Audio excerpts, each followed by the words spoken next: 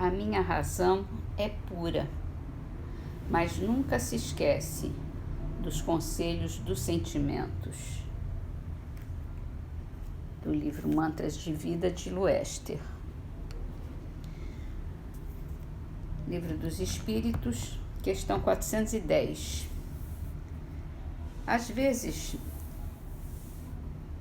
durante o sono ou o cochilo, temos ideias que parecem muito boas, que apesar dos esforços que fazemos para recordá-las, se apagam da memória.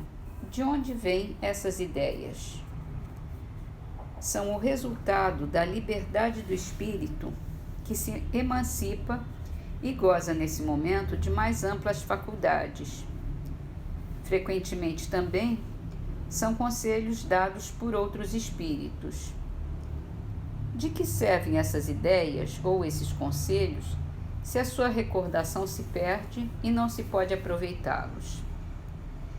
Essas ideias pertencem algumas vezes mais ao mundo dos espíritos que ao mundo corpóreo, mas o mais frequente é que, se o corpo as esquece, o espírito as lembra, e a ideia volta no momento necessário como uma inspiração do momento.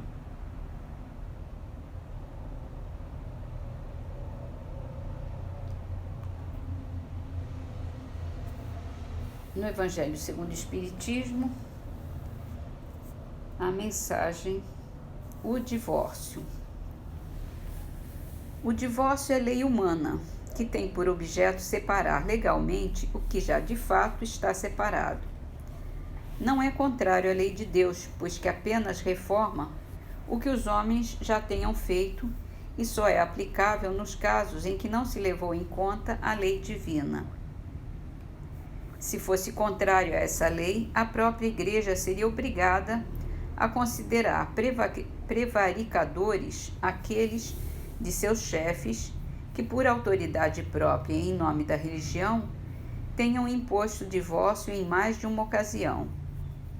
E dupla seria aí a prevaricação, porque nesses casos o divórcio foi objetivado unicamente por interesses materiais e não pela satisfação da lei de amor.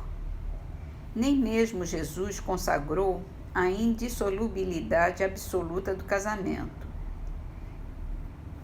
Ele disse: foi por causa da dureza dos vossos corações que Moisés permitiu despedisseis vossas mulheres. Isso significa que já no tempo de Moisés, não sendo a afeição mútua a única determinante do casamento, a separação podia tornar-se necessária.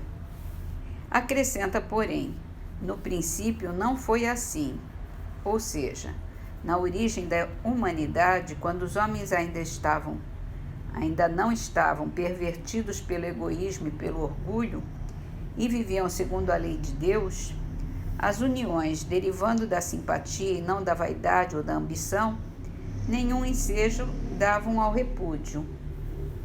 Vai mais longe, especifica o caso em que pode dar-se o repúdio ou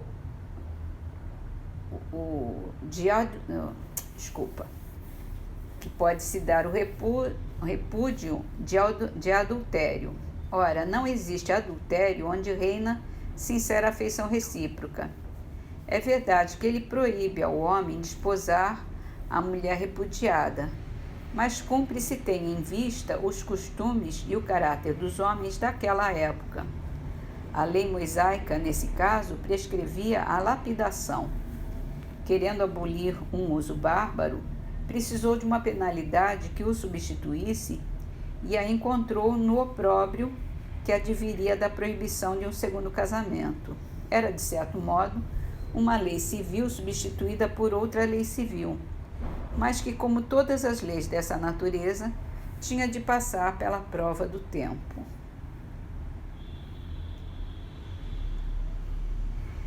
Parnaso de Além Túmulo, a poesia de Antônio Nobre. Ao mundo. A terra é o vasto abismo onde a alma chora, o vale de amarguras do salmista, lodoso chavascal onde se avista a podridão dos vermes que apavora. Mas para os grandes bens, para que exista a perfeição da luz deslumbradora, precisamos da carne que aprimora com o martelo mágico do artista. Terra, tranquilamente eu te abençoo, porque da tua dor alcei meu vôo para a mansão das luzes opulentas. Teu rigor nos redime e nos eleva, mas és ainda o cárcere da treva, triste mundo de chagas pustulentas.